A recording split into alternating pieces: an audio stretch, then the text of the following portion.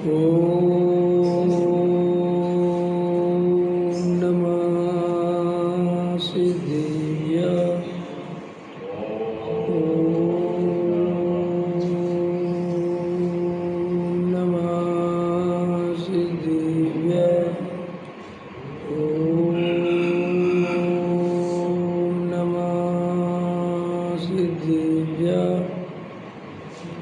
निर्मल ज्ञान परेठिया कम्य कलंक डये भी अपाल दहु जेड़ बरु ते परमा पेड़वे भी सब कर्म मल का नाश कर हर प्राप्त कर निज आत्मा जो लीन निर्मल ध्यान में नम कर कल परमात्मा संतप्य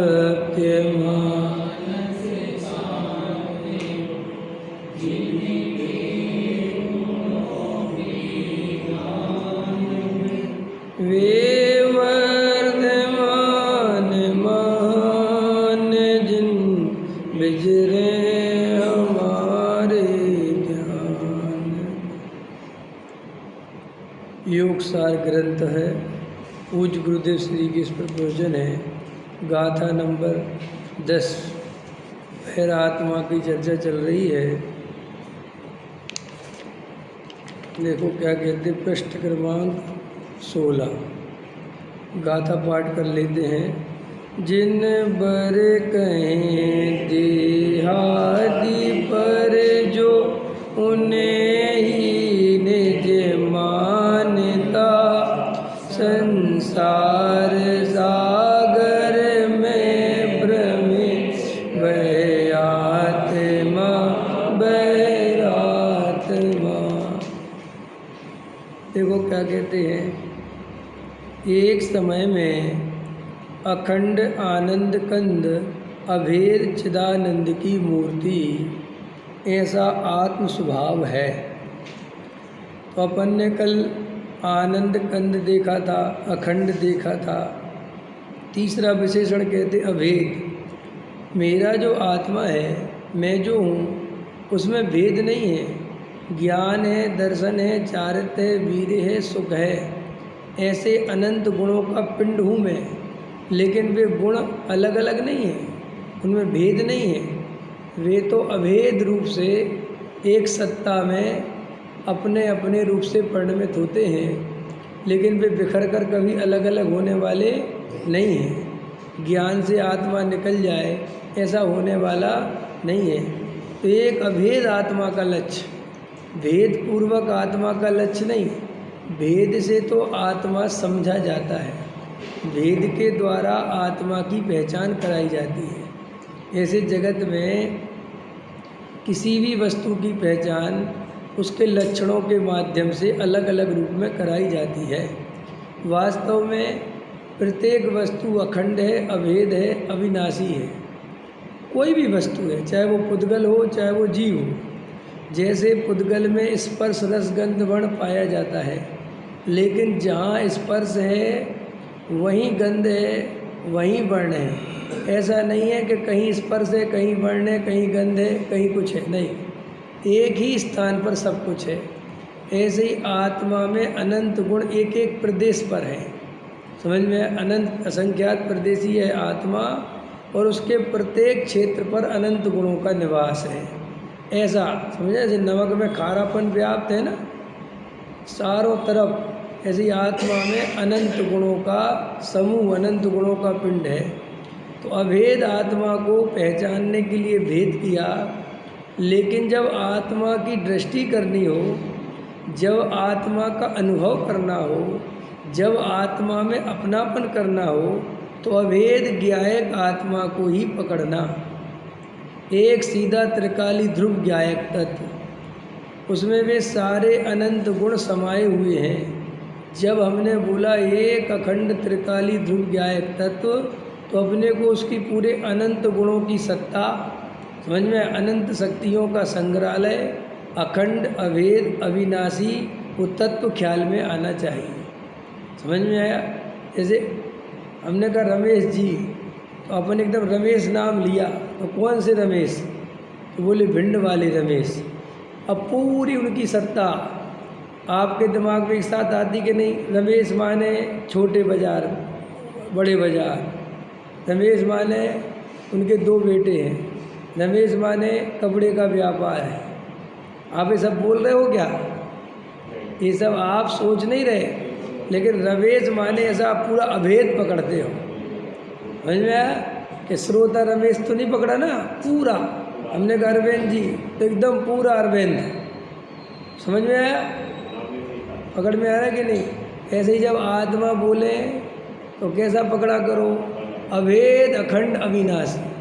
आत्मा शब्द बोला माने जिसमें जन्म मरण नहीं होता, जिसका कभी नाश नहीं होता, जो अनंत गुणों का पिंड है, ज्ञान आदि गुणों का धारी है, असंख्यात प्रदेशी है, चैतन्यमय, चिदानंदमय चैतन्य तत्व है, जड़ नहीं है, जानना देखना उसका स्वभाव है, सुख स्वरूप है। ऐसा पूरा आत्मा आपके उसमें ख्याल में आना चाहिए।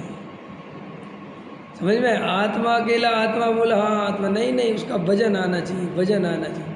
मुकेश अंबानी कौन जा रहा है? मुकेश अंबानी जा रहा है, तो क्या नाम में वजन है क्या? तुम अपना नाम रख लो मुकेश अंबानी, तो कुछ हो जाएगा। कई लोग रख लेते ना राजा साहब, तो राजा साहब हो गए क्या? नाम रखने से क्या होता है? वो उसके अंदर वो गुण होने चाहिए।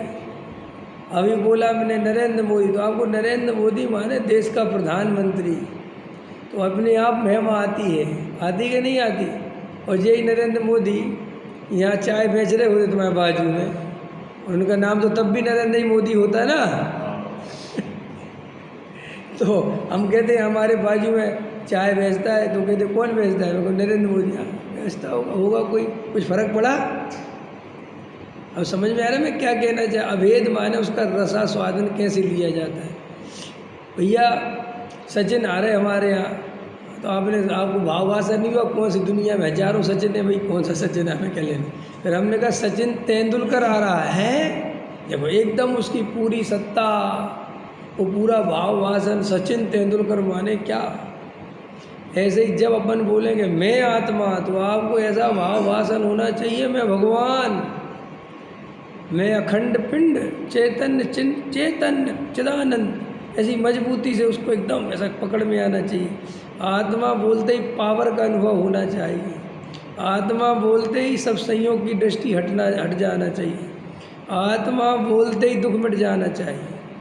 तो उसका नाम है अभेद, जिसमें किसी प्रकार का कोई भेद नहीं है। आनंद कंद, अभेद, चिदानंद, और हमेशा चैतन्यमयी, आनंदमयी, चेतता भी है और आनंद भी होता है। आत्मा अकेला जानता देखता नहीं है। चिदानंद का अर्थ होता है चित स्वरूप आनंद, जो चित माने चेतता है, जानता देखता है, जिसमें चैतन्यता है, प्राण है, सजीव है।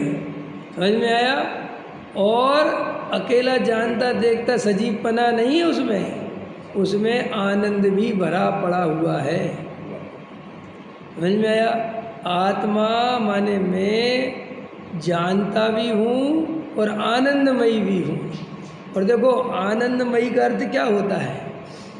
आत्मा में कभी आनंद है, कभी आनंद नहीं है, किसी जगह पे आनंद है, किसी जगह पे आनंद नहीं है, ऐसा उसका अर्थ नहीं लेना। समझ में आया?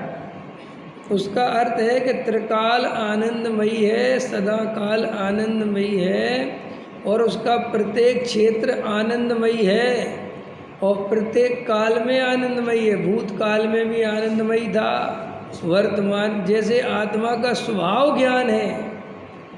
समझो अच्छे से, बहुत गहरी बात। जैसे आत्मा त्रिकाल ज्ञानज्ञ है, ऐसे ही आत्मा त्रिकाल आनंदंग है, आनंद घन है। अल्लाह अपन को ये बात तो ख्याल में आ जाती कि आत्मा ज्ञान है, ज्ञान है, ज्ञान है। जो निगोद में सो वो ज्ञान वाला था, अनंत अक्षर का अनंतवा भाग था, ये तो अपन पकड़ लेते कि आत्मा कभी ज्ञान से रहित नहीं होता। लेकिन आत्मा कभी आनंद से भी रहित नहीं होता। मेरे में आनंद इतना भरा पड़ा है, इतना इतना इतना इतना इतना इतना कि कितना कि सागर में से रोज पानी निकालो तो एक दिन सागर खर्च हो जाए, लेकिन आत्मा में से आनंद 24 घंटे बहता रहे तो भी 1% आनंद की कमी नहीं पड़े। जैसे अनंत सिद्ध राशि हो गई और आगे अनंत अनंत सिद्ध राशि हो जाएगी तो अभी निगोदिया कम नहीं होंगी, इतनी जीव राशि है। ऐसे ही आत्मा में इतना आनंद है। फिर प्रश्न आता है, आत्मा में इतना आनंद है तो हमें आता क्यों नहीं? प्रश्न है ना, आत्मा में इतना आनंद है तो हमें आता क्यों नहीं?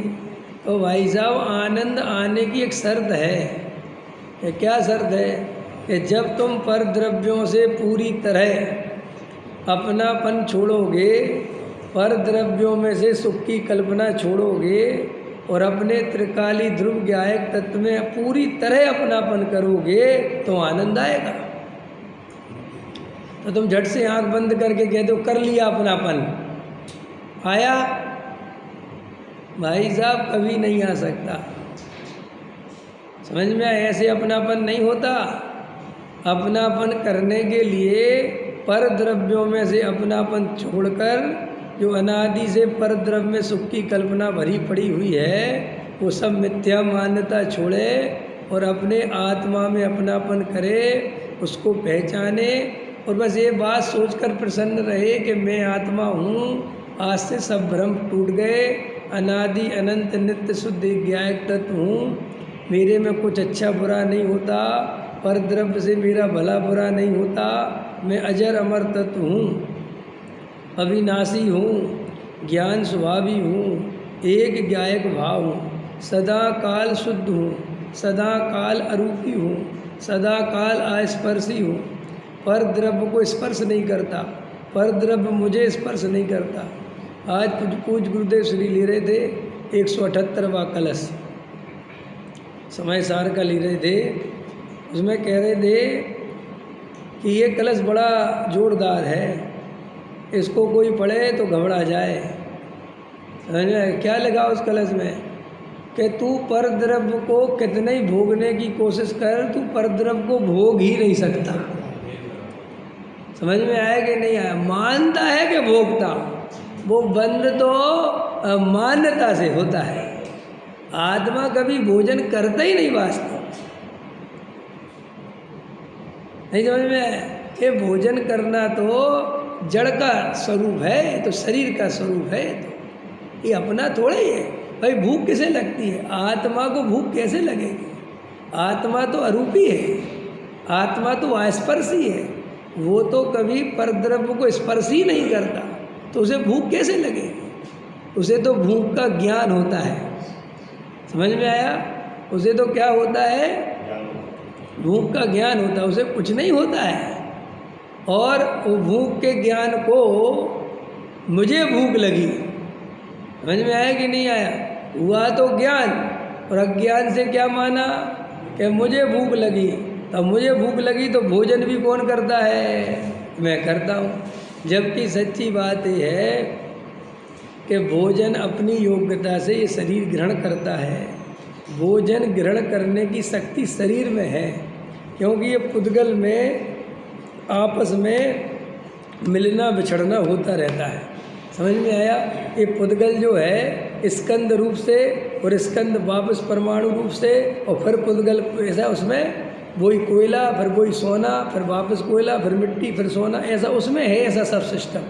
समझ में? ये सब पुद्गल की विशेषताएं हैं। तो मुझे भूख लगी, मुझे भूख लगी, ये मान्यता मिथ्यात्व है।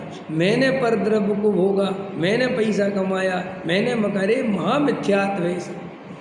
मैंने कुछ नहीं किया क्योंकि मैं कर नहीं सकता। जैसे जिनेंद्र भगवान, जैसे सर्वज्ञ देव, जैसे सिद्ध भगवान सारे जगत को मात्र जानते हैं, ऐसे ही स्वभाव से मैं सारे जगत को जानता हूँ, मैं करता नहीं हूँ। प्रकृति में करने भरने की व्यवस्था नहीं है भाई।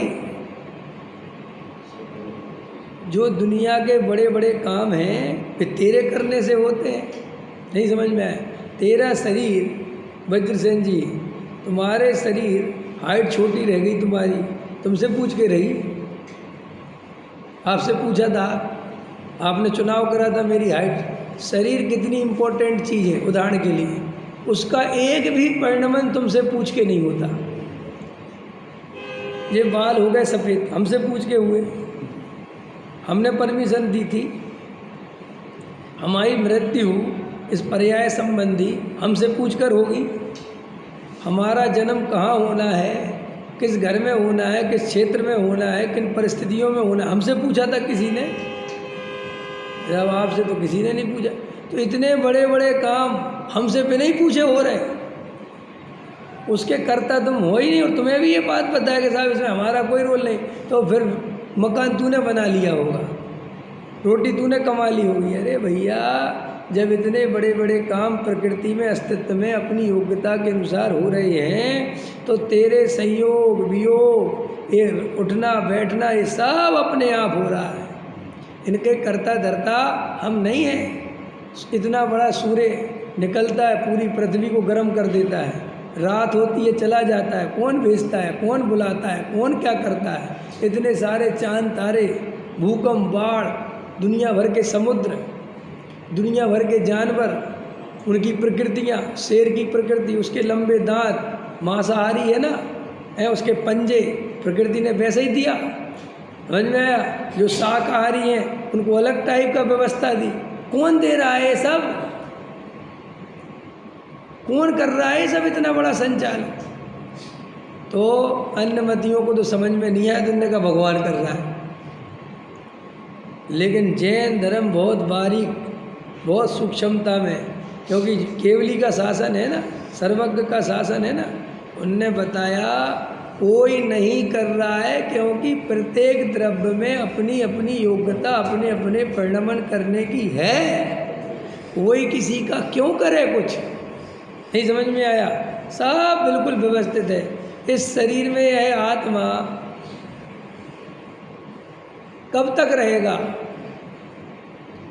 कौन डिसाइड करेगा? कि किसी को डिसाइड करने की जरूरत नहीं है बिल्कुल भी।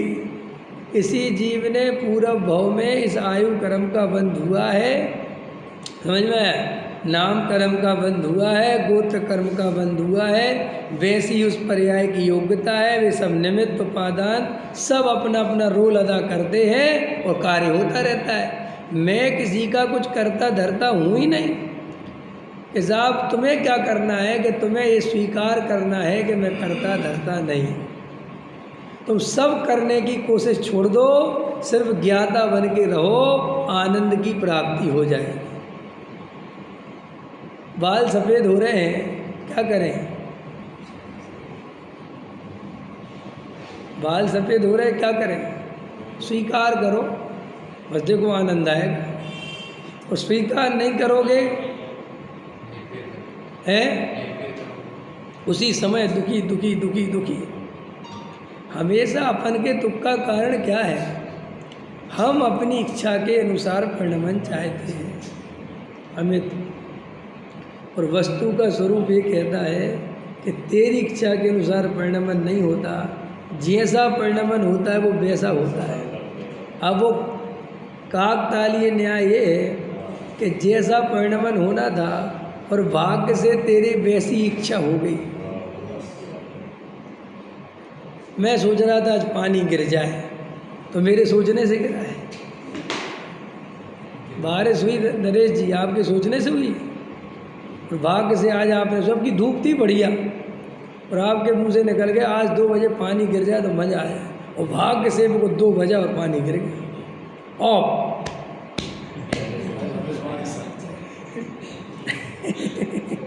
और मैंने बोला था, मैंने बोला ही मूर्ख, तूने कल भी बोला था, कल क्यों नहीं गिरा? तूने परसों भी कुछ बोला था, क्यों नहीं हुआ? आचार्य कहते कैसा ज्ञानी है बताओ, वहाँ तो जो परिणमन होना था वैसे ही हुआ है।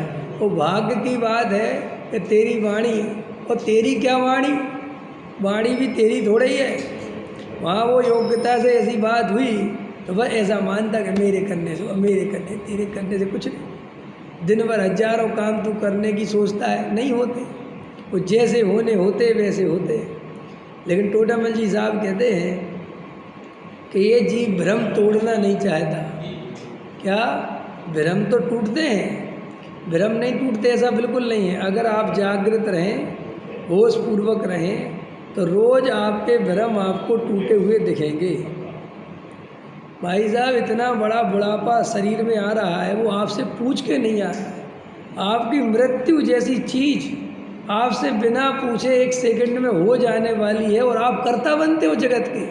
बताओ, आपका मृत्यु पे बस नहीं, बुढ़ापे पे बस नहीं, शरीर पे बस नहीं, आपकी किडनी फेल हो जाए, आप क्या कर लोगे? क्या कर लोगे? कुछ नहीं करेंगे, धीरे स्वीकार करना पड़ेगा। तो आचार्य कहते हम तुमसे पहले ही कह रहे कि तुम शांति से जगत के परिणमन को स्वीकार करो और ज्ञाता दृष्टा स्वभाव की दृष्टि करो, क्योंकि वो ही वास्तव में सुख का कारण है। पैसा वैसा सुख का कारण नहीं है, ये मकान दुकान सुख के कारण नहीं है। ये तो आपकी मान्यता, आपकी श्रद्धा, आपका ज्ञान, आपका आचरण आपको सुख दुख महसूस कराता है। आप धारा के विपरीत बहोगे तो आपको बहुत दुख होने वाला है। और सारी दुनिया हमेशा विपरीत बहना चाहती है, अपने स्वभाव से कुछ अलग करना चाहती है। भाई, हमारी योग्यता जैसी है हम वैसा स्वीकार करें ना, हम दूसरे के जैसा बनने की कोशिश क्यों करें? देखो, आप अच्छे खासे सुखी थे, बढ़िया, कोई दुख नहीं था, और इतने में आपका दोस्त मिला साल 6 महीने बाद, और उससे पूछा और क्या चल रहा है? उसने कहा कुछ नहीं, मैंने अपनी दुकान खरीद ली 2 करोड़ की, और 5 करोड़ की कोठी खरीद ली है। अब देखना जी, अभी सुखी था, मस्त था, अपने से कोई दुख नहीं था, और वो इतना कह के चला गया। अब इसके दुख चालू, क्या बात का दुख? आपने बताओ, आपको क्या दुख हुआ? बस आपको यहीं से दुख चालू हुआ कि इसके पास आ गया और मैं पीछे रह गया, और आपको आकुलता चालू हो गई। तो आकुलता कहाँ से आई, पहले ये बताओ। गहराई में जाओ, आकुलता कैसे आई? चलो, एक आदमी जिसको आप नहीं जानते, वो आदमी आपके पास संयोग की बात आया, जिसे आप नहीं जानते, आपको बस ऐसे ही आया, मंदिर आया। आपने कहा भैया कहाँ से आए? उसने कहा भैया हम तो जो है इंदौर से आए। और भैया क्या करते हो? कुछ नहीं भैया, हमारा व्यापार है। अच्छा, बहुत अच्छा है। और उसने अपना परिचय दिया, हाँ हमारा तो खुद का मकान है, वहाँ बढ़िया 200 गज का मकान है हमारा, तो जगह अच्छी, और हमारा व्यापार के साथ व्यापार। देखो, आपको उसके प्रति राग देश नहीं है तो आप वो करोड़पति है, अरबपति है, आपको कोई फर्क नहीं पड़ता, आपको दुख भी नहीं होता। तो आपका दुख प्रारंभ होता है जिससे आप राग करते हो, जिसे आप जानते हो अगर वो आगे बढ़ जाए तो आपको एकदम अहंकार को चोट लगती है कि ये मेरे साथ चला था और ये कहाँ से कहाँ पहुँच गया और मैं पीछे रह गई। जबकि आपको पीछे रहने का दुख, देखो पीछे कोई कब होता है? जब वो किसी से तुलना करता है। भाई, रेस में हारोगे कब? जब रेस में हिस्सा लोगे, जब दौड़ोगे, तभी तो हारोगे। और रेस में हो ही नहीं, तुम दौड़े ही नहीं, तुम खड़े हो, सारी दुनिया दौड़ रही है, तब तुम कह सकते हो कि मैं हार गया? बोलो, नहीं कह सकते ना। और आपसे कोई कह भी नहीं सकता कि आप हार गए, क्योंकि मैं रेस में गए ही नहीं। ऐसे ही मुझे आज के बाद किसी से अपनी तुलना नहीं करनी। क्यों नहीं करनी तुलना? बताओ, क्यों नहीं करनी तुलना? मैं बताता हूँ आपको। आज से ऐसी तुलना छुड़वा दूंगा मैं कि कभी तुलना करना ही नहीं। कि साहब जीभ की जीभ से तुलना करें, नहीं कर सकते। उद्गल की जीभ से तो तुलना कर ही नहीं सकते आप, लेकिन आप जीभ की जीभ से नहीं कर सकते, क्योंकि प्रत्येक जीव एक स्वतंत्र इकाई है। समझो आप, बाहुबली भरत जी और आदिनाथ तीन एक ही परिवार के सदस्य हैं। भरत जी के बेटे, भरत जी के भाई, ठीक है, सब एक ही कुल परंपरा के जीव है ना। और मज़ेदार बात है, सबके सब सम्यक दृष्टि है, फिर भी सब आगे पीछे मोक्ष गए, एक साथ नहीं गए। क्यों नहीं गए? बाहुबली को 1 साल लग गई, कल डॉक्टर साहब ले रहे थे, और भरत जी अंतर मुहूर्त में चले गए। तो लोगों को क्या लगता है, बाहुबली ने घोर तपस्या करी। भाई क्या घोर तपस्या करी? क्या बेलें चढ़ गई? तो बेलें चढ़ना तपस्या है? समझा? डॉक्टर साहब बहुत बताते, भाई बेलें चढ़ गई इसका नाम तपस्या है? एक साल तक तुम्हें केवल ज्ञान नहीं हुई, तपस्या है? इस बात की निशानी कि तुम सही तपस्या नहीं कर सके। नहीं समझा? अंतर मुहूर्त अगर आत्मा में रम जाते तो केवल ज्ञान हो जाता। वे अंतर मुहूर्त नहीं रम पा रहे थे, इसलिए तो केवल ज्ञान नहीं हो रहा था। तो साहब क्या कमी थी?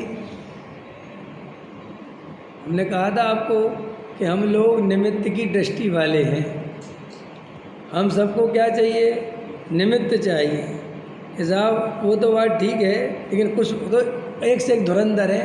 वो लिया, वो भरत जी से लड़के गए थे ना, झगड़ा करके गए थे ना। हाँ, तो बोले उनको शल्य थी। क्या शल्य थी? कि मैं भरत की भूमि पर खड़ा हूँ।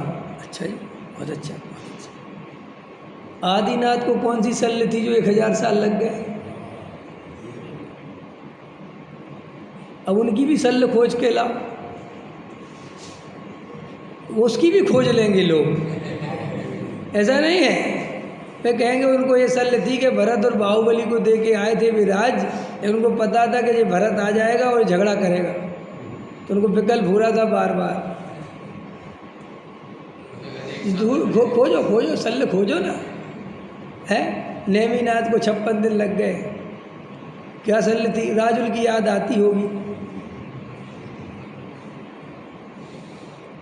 और वो सुनो, उनको तो राजुल की आ जाएगी, क्योंकि तुम्हें कहानी पता है। मल्लनाथ को कौन सी राजुल की याद आएगी? उनके पास तो कोई राजुल नहीं है। महावीर को 12 वर्ष लग गए केवल ज्ञान प्राप्त करने। उनका तो कोई चक्कर नहीं था ना भाई, उनको तो कोई शल्य नहीं थी। अब तो बता, जब कोई निमित्त नहीं मिलेगा, कोई तो फिर कहेगा योग्यता ऐसी थी। अरे भाई, तेरे को जब ये बात, जब कोई निमित्त नहीं मिलता तब तुझे योग्यता याद आती है। हम ये कह रहे हैं कि तू हमेशा ही योग्यता याद रख, तो तेरे को राग देश होंगे ही नहीं। हम कितने निमित्त बोल रहे हैं, तो उन बावली से अंदर से पूछो तो उन्हें तो कोई उपयोग ही नहीं बाहर जा रहा था, वो अपने उसमें लीन थे। जब उनकी योग्यता थी या केवल ज्ञान लेने की, तब हुई। अरे अगर ऐसा मानेंगे कि मैं भरत की भूमि पे खड़ा हूँ तो मैं तो मिथ्या दृष्टि हो गए। अरे भाई, स्त्री पुत्र मकान दुकान को अपना नहीं मानते, शरीर को अपना नहीं मानते, तो ये भरत की भूमि ऐसा ज्ञान कैसे रहेगा? 3 काल में मतलब नहीं है। लेकिन हम कह रहे ना, वो तो कुछ ना कुछ आदत खोजनी है। और फिर देखो, जितने भी राजा गए दीक्षा ले गया, कोई भी गया, तो किसी ना किसी की भूमि पे तो खड़ा ही था ना। क्योंकि राज तो किसी ना किसी का था ही ना भाई। अरे कोई भी बने तो उस राज्य का राजा अगर है तो उसको भूमि उसकी हुई। भूमि की जो भूमि पर पदार्थ है, बिल्कुल अपने से उसका तो लोग विचार कर रहे हैं। जो स्वयं के शरीर पर जो बेले चढ़ेंगे उनका विचार नहीं है। समझ में आया कि नहीं आया? अरे आप समझ गए मैं क्या कहना चाहता हूँ? मैं तो किस बात के लिए समझा रहा हूँ? Nothing comparison. कोई कंपैरिजन कभी नहीं करेंगे, किसी से नहीं करेंगे। जब मेरा बेटा मेरे जैसा नहीं होगा, ये वस्तु की स्वतंत्रता है ना। बोल, अच्छा बताओ बसंत जी, आपका बेटा तो बड़ा हो गया, अरुण जी का हो गया, नरेश जी रमेश जी के बड़े हो गए, अभी मेरा थोड़ा छोटा, इसलिए मैं अभी अपना नहीं कह रहा। सेठ जी का हो गया। बताओ, तुम्हारे जैसा है तुम्हारा बेटा? है? कि नहीं साहब एक लक्षण मिलता है उसका और मेरा, कौन सा है? कि उसे भी नींबू अच्छा लगता है और नींबू मुझे भी अच्छा लगता है। तो ऐसे 1000 ला दूंगा मैं नींबू अच्छे भाई।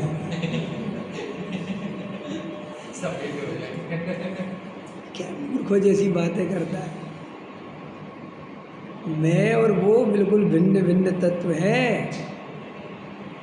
ये शक्लें अगले मिल जाती ना, तो ये जीव की शक्ल नहीं है, ये तो रज बीरज मिलकर बनी देती आत्मा बनी क्या। तो वो रज और बीरज मिलके जो मूल में वो वीर्य वो रज लगा है, तो उसके कारण वो ऐसा निमित्त नैमित्तिक संबंध है कि वो चेहरा मिलता है। आत्मा का कोई लेना देना नहीं है। बाप बिल्कुल अलग दिशा में, बेटा बिल्कुल अलग ही दिशा में। क्या करोगे तुम किसी का, क्या करोगे? भरत जी खुद इतने खतरनाक, नहीं समझ में आया कि शादी करने जा रहे 63 साल की उम्र में है, और बेटे दीक्षा लेने जा रहे। कहाँ मैचिंग हो रही, कौन सी मैचिंग हो रही? भाई सबरे जा रहे दीक्षा लेने, भरत जी कह रहे जाओ जाओ सब जाओ। कह रहे तुम, कह रहे सब जाओ, जाओ जाओ जिसको जाना जाओ, और बहुत बढ़िया बात है जाओ। है क्या क्या है? स्वरूप है। रामचंद्र जी मोक्ष चले गए, और वो लक्ष्मण को इतना इतना इतना मोह, राम से इतना प्रेम इतना प्रेम, कुछ क्या काम आया। इतनी लक्ष्मण की ने राम की संगति करी, लेकिन नरक जाने से नहीं बचे। भाई साहब 24 घंटे साथ में रहे वे, इतना प्रेम करते थे भाई को, लेकिन कौन किसको पलट पाया? बताया तुम्हें? रामचंद्र जी बहुत समझाते थे लक्ष्मण को, जैसे गुरु शिष्य को समझाता है ऐसे तुम पूरी रामायण पढ़ना तो जगह जगह समझाएंगे। हे लक्ष्मण, हे भ्राता, तुम इतना क्रोध क्यों करते हो? तुम इतने जल्दी क्रोधित क्यों हो जाते हो? वस्तु के परिणाम को स्वीकार क्यों नहीं करते? ऐसे बार बार एकदम लक्ष्मण, बस तुम तो जे बातें करवा ली। डॉक्टर साहब सुनाते, बोले जो सुनाते दादा बड़े बस सुनाते। क्या हुआ? राम रावण का वो युद्ध चल रहा था, तो रावण शक्तिशाली तो बहुत था। अब अष्टानिका आ गई बीच में, तो अष्टानिका आ गई तो भाई लड़ाई झगड़ा, युद्ध रोक दिया कि भाई अब 8 दिन कोई झगड़ा नहीं होगा। अब झगड़ा नहीं होगा तो रावण को टाइम मिल गया, तो रावण एकदम शांतिनाथ जिनालय वो कहानी मिलती ना, और एकदम वो रिद्धि प्राप्त करने के लिए बैठ गया भैया, उसने अपना चालू। अब यहाँ पता चल गया इन लोगों को कि भाई रावण जो है वो अंदर बैठ गया शांतिनाथ जिलाया, अगर वो रिद्धि प्राप्त अगर उसे हो गई, हाँ कौन सी बहुरूपणी विद्या अगर हो गई, तो फिर तो उसको भाई साहब बहुत हराना बहुत मुश्किल हो जाएगा। तो जी राम के पास गए, हनुमान जी जो भी थे सब, अब गए और बोले साहब रावण जो है वो बहुरूपणी विद्या सिद्ध कर रहा है, और अगर उसे वो हो गई तो मामला गड़बड़ हो जाएगा। तो रामचंद्र जी का कोई बात नहीं, अपन को क्या लेना देना, देखो युद्ध विराम हो गया, अब अपन वचन दे चुके कि भाई काम खत्म, तुम अपना हम अपना, और अभी अष्टांग का चल रही। तो वे बोले नहीं, इसको डिस्टर्ब करते हैं अपन, नहीं समझ में आया, इसको हम डिस्टर्ब करते। तो रामचंद्र जी खबरदार, ये बिल्कुल अनीति है, अन्याय, डिस्टर्ब नहीं करोगे कोई भी। तो ये चुपचाप हो गए, भैया आ गए। अब दूसरा सहारा दिखाओ उनको लक्ष्मण जी का, तो भैया ये तो भाई साहब मर्यादा पुरुषोत्तम लक्ष्मण जी के पास गए। तो लक्ष्मण जी ने बोलो क्या बात है? बोले ऐसी ऐसी बात है। अरे बोले तुम चलो। अरे बोले नहीं नहीं, हम रामचंद्र जी के पास गए थे। तो रामचंद्र जी ने ऐसे, अरे बोले तुम गलत आदमी के पास चले गए। पहले मेरे पास आते ना तो भाई काहे को गए, अब मुझे और बांध दिया।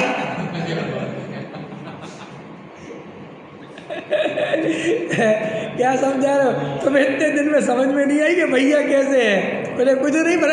तो दादा लेते हैं कि देखो जो वास्तव में जो जीव ऐसे होते हैं उनकी देखो स्थिति कैसी होती है।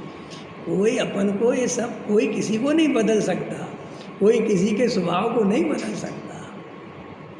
समझ में आया कि नहीं आया? और अब उसको डिस्टर्ब करने के लिए फिर भी माने नहीं, वो गए, तो वो उसका रूप बनाया। किसका? उसकी पत्नी कौन थी वो? है मंदोदरी।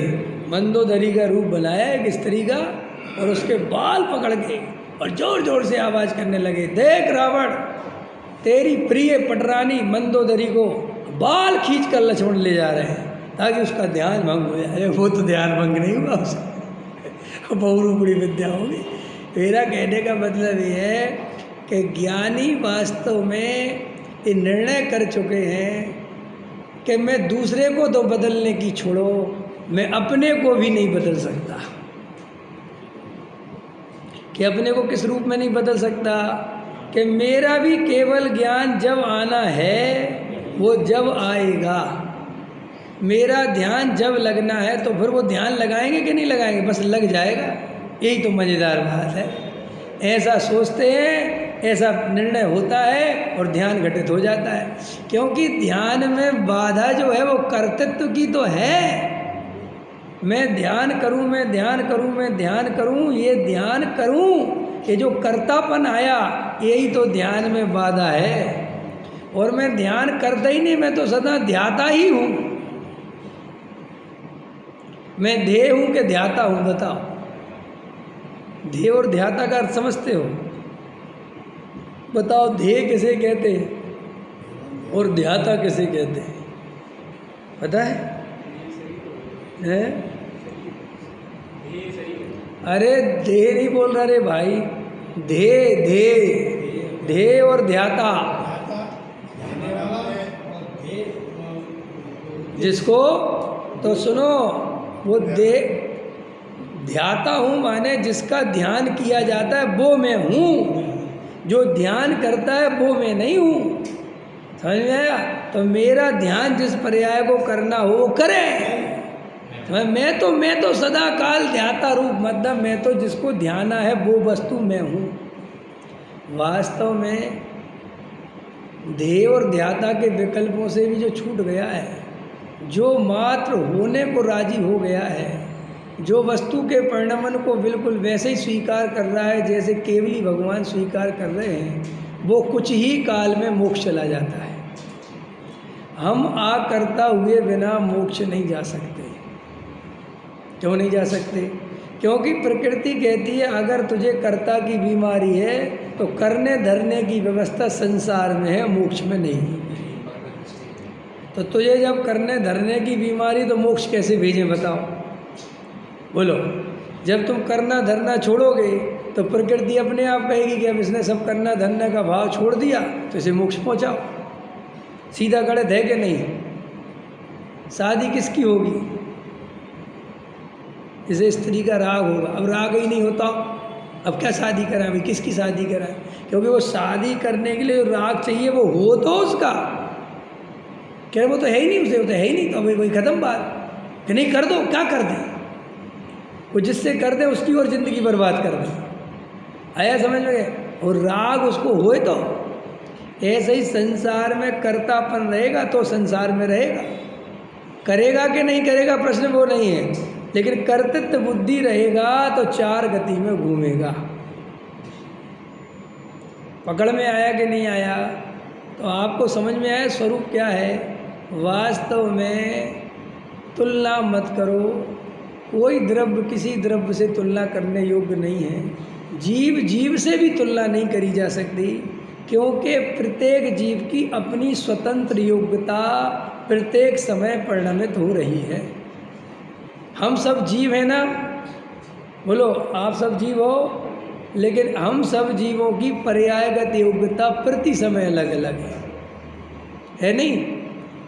मूल में अरविंद जी भी जान देख रहे हैं, सब जान देख रहे हैं, लेकिन वर्तमान में जो पर्याय प्रकट हो रही वो एक रूप नहीं हो रही। इसलिए स्वभाव सबके एक जैसे, लेकिन वर्तमान पर्यायगत योग्यता सबकी न्यारी न्यारी। देखो, यही प्रवचन बोल रहे हैं, यही भाषा है, लेकिन किसी को कुछ समझ में आ रहा है, किसी को कुछ समझ में आ रहा है, किसी को कुछ समझ में आ रहा है। तो ये क्यों हो रहा है? क्योंकि प्रत्येक पर्याय अपनी स्वतंत्रता से चल रही है, और उस पर्याय में जैसी समझने की योग्यता है वो वैसा समझ रही। तो फिर साहब वो पर्याय जो है वो तुम नहीं हो, वो जो त्रिकाल ज्ञायक स्वभाव है वो मैं हूँ। मैं उस पर्याय को ही जान रहा हूँ। और देखो हम सब जीव हैं, तो ये पर्याय की अपेक्षा जीव नहीं है अपन एक समान। अपन एक समान किसकी अपेक्षा है? द्रव्य स्वभाव की अपेक्षा एक समान। पर्याय की अपेक्षा अपन एक समान नहीं है, क्योंकि पर्याय की योग्यता सबकी न्यारी न्यारी है। तो जब अपन ये कहें जो निगोद में सोई मुझ में वो ही मोक्ष मजार, अंतर्वेद कछु भी नाही, अंतर्वेद कछु भी नाही, वेद गिनत संसार हमको कछु भय नारे, जान लियो संसार। क्या जान लिया है? जो निगोद में सो ही मुझ में सो ही मोक्ष मजा। तो वो कौन सी चीज़ है जो निगोद में और मुझ में और सिद्ध में एक समान है? वो पर्याय नहीं वज्रसेन जी, अरुण जी, पर्याय नहीं, वो द्रव्य स्वभाव, और वो ही मैं हूँ। रियल में मैं ये पर्याय नहीं हूँ। ये पर्याय तो आएंगी और जाएंगी, ये विचार आएंगे और जाएंगे। ये सब पर्याय के स्वांग पर्याय में हैं और पर्याय के साथ। आप पिता हो, पुत्र हो, पत्नी हो, पति हो, स्त्री हो, पुरुष हो, ये सब स्वांग है पर्याय। ये सब मैं नहीं हूँ। इतना सारा मैं कैसे हो सकता हूँ? तुम बुआ हो, चाची हो, ताई हो, बोलो मौसी हो, हैं? इतनी सारी, मैं तो एक ही हूँ। हाँ, ये सब पर्याय के स्वांग हैं। ये पर्याय की तरफ से तेरे अलग अलग रिश्तों के नातों के नाम है, तू ये नहीं है। हाँ, मैं तो एक अखंड चिदानंद चैतन्य चमत्कार मात्र ज्ञायक तत्व हूँ। मैं तो सदा अरूपी हूँ, अस्पर्शी हूँ। मेरा काम तो जानना देखना है। मैं इन पर्यायों में आता ही नहीं, कभी इस पर्याय रूप होता ही नहीं। अगर मैं पर्याय रूप हो जाऊँ, मैं मनुष्य हो जाऊँ, तो ये मनुष्य पर्याय तो मिट जाएगी, तो फिर मैं भी मिट जाऊँगा। अगर मैं राग रूप हो जाऊँ तो राग तो मिट जाएगा, तो फिर मैं भी मिट जाऊँगा। लेकिन मैं इन पर्यायों रूप कभी नहीं होता और अपने को मानता हूँ, इसलिए दुखी होता हूँ। बोलो, सुखी होने का मार्ग समझ में आया कि नहीं आया? हमें किसी से कंपैरिजन नहीं करना, बिल्कुल भी नहीं करना। हम जैसे हैं अच्छे हैं और अपने आप में परिपूर्ण हैं, और पर्याय अपनी योग्यता से परिणमती है, पड़म रही है। नहीं समझ में आया? बाहुबली 1 साल बाद मोक्ष गए, भरत जी तुरंत अंतर्मुहूर्त में चले गए, भारत 12 वर्ष लग गए, उसमें कोई करता नहीं है। ये भाषा है व्यवहार की, कौन सी? कि महावीर उतना पुरुषार्थ नहीं कर पाए। पुरुषार्थ की अपेक्षा कथन है, उनको 12 वर्ष लग गए। और आदिनाथ को 1000 वर्ष लग गए, मल्लनाथ को 6 दिन में हो गया, और तुम्हारे नेमिनाथ को 56 दिन में हो गया ना। तो ये सब अलग अलग क्यों हुआ? भाई साहब, कोई करता धरता है ही नहीं। जब वो पर्याय आनी थी वो तब ही आई है। और अगर तुम पुरुषार्थवादी ज़्यादा ही हो, क्यों अपने आप को ज़्यादा ही पुरुषार्थवादी कहते हो? पुरुषार्थ तो सुनो, तुम जिसे पुरुषार्थ कहते हो, ध्यान से सुनो, वो पुरुषार्थ तो मोक्ष मार्ग में काम ही नहीं आया। कौन सा पुरुषार्थ कहते हो आप? आप आत्म ध्यान को पुरुषार्थ ही नहीं कहते, आप तो बेलें चढ़ने को पुरुषार्थ कहते हो। आप तो उपवास करने को पुरुषार्थ कहते हो, आप तो क्रिया कांड को पुरुषार्थ कहते हो। बोलो सच बता रहे? तो अगर इसे ही तुम पुरुषार्थ ज़्यादा कहते हो तो सबसे ज़्यादा वो पुरुषार्थ तो आदिनाथ ने किया, क्योंकि 6 महीने तो आहार के लिए गए नहीं, माने सीधा 6 महीने का उपवास। और 6 महीने कितने लगा लेना, 12-13 दिन, वो मिला नहीं तो वो भी उपवास, इतना भयंकर उपवास। और उनको वो पुरुषार्थ नहीं कह रहे। 1000 वर्ष लग गए केवल ज्ञान लेने में, है? अब करो, पुरुषार्थ की चर्चा करनी ना तुम्हें, कि पुरुषार्थ से केवल ज्ञान होता है, तो कौन सा पुरुषार्थ, किसे पुरुषार्थ कहना चाहते हो? नक्की तो कर लो। और दूसरी तरफ चलो, जिसे तुम भयंकर बड़ा पाप मानते हो, कि पंच इंद्री के विषय भोग, मानते कि नहीं मानते? वे भरत जी अंत समय तक भोगते रहे,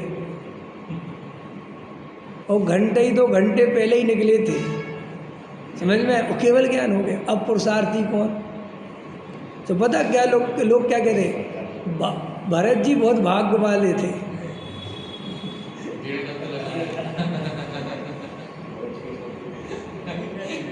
और सुनो मजेदार बात, सारे मिथ्या दृष्टियों को मोक्ष भी भरत जी वाला चाहिए, बाहुबली वाला किसी को नहीं चाहिए। भरत जी बहुत भाग्यशाली थे, घर में भी माया आनंद ही आनंद, और बाहर निकले और केवल ज्ञान। तेरी अगर ऐसी मान्यता है तो तू सम्यक दर्शन की पात्रता नहीं रखता अभी।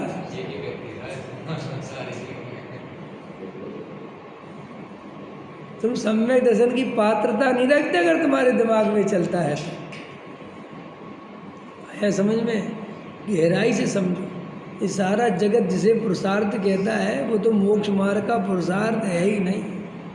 ये वर्तमान में बहुत सारे साधु बहुत हल्ला मचाते हैं, क्रियाकांड को बड़ा धर्म बताते हैं, बस ये करो वो करो, व्रत करो, उपवास करो, ये करो वो करो, ये करो। अरे कैसे कुछ नहीं रे भैया, सच्चे मोक्ष मार्ग की खबर ही नहीं है। भूखा रहना कोई मोक्ष मार्ग का पुरुषार्थ नहीं है, उपवास करना कोई मोक्ष मार्ग का पुरुषार्थ नहीं है। आत्मा में रमना मोक्ष मार्ग का पुरुषार्थ है। और आत्मा में रम जाए और उपवास हो जाए। अच्छा बताओ बसैन जी, आत्मा में रम गया तो भोजन करने नहीं गया है, उपवास हो गया, तो भोजन नहीं करने गया तो उसने मोक्ष मार्ग में कुछ हेल्प करी क्या? अरे भाई साहब, उसका कोई लेना ही देना नहीं है। और एक बात बताओ, अच्छा बढ़िया मुनिराज 10 बजे हाल लेने के लिए निकले और निरंतर आए, भोजन मिल गया, बढ़िया भोजन हो गया, तो उस दिन तो केवल ज्ञान होगा ही नहीं उनको। उस दिन होगा कि नहीं होगा? और भरत जी तो घर से खाए पी के निकले होंगे है, तो हुआ कि केवल ज्ञान के नहीं हुआ? भाई अगर आप कहोगे वो तो अनिवार्य है, वो तो फिर तो क्या हुआ, फिर कैसे हो गया, क्या करोगे? ये सब संस्कार डालो, अभ्यास डालो, व्रतों की अभ्यास करो। क्या अभ्यास करे, किस चीज़ का अभ्यास करे? भाई साहब सच्ची बात तो ये है कि जो अभ्यास करने जाएगा वो फंस जाएगा। मोक्ष मार्ग देखो, डॉक्टर साहब का सुनना चाहिए प्रवचन। डॉक्टर साहब कहते मोक्ष मार्ग का मार्ग समझना जरूरी है। नहीं समझ में आया क्या? मोक्ष मार्ग पे चलना बाद में, पहले मोक्ष मार्ग का मार्ग क्या है, माने मोक्ष मार्ग में लगने का मार्ग क्या है, पहले वो समझ भाई। जल्दी से व्रतशील संयम करने मत चला जा, जितने व्रत पाल लूँ उतना अच्छा। ये पोपाबाई का राज नहीं है, समझ में आया?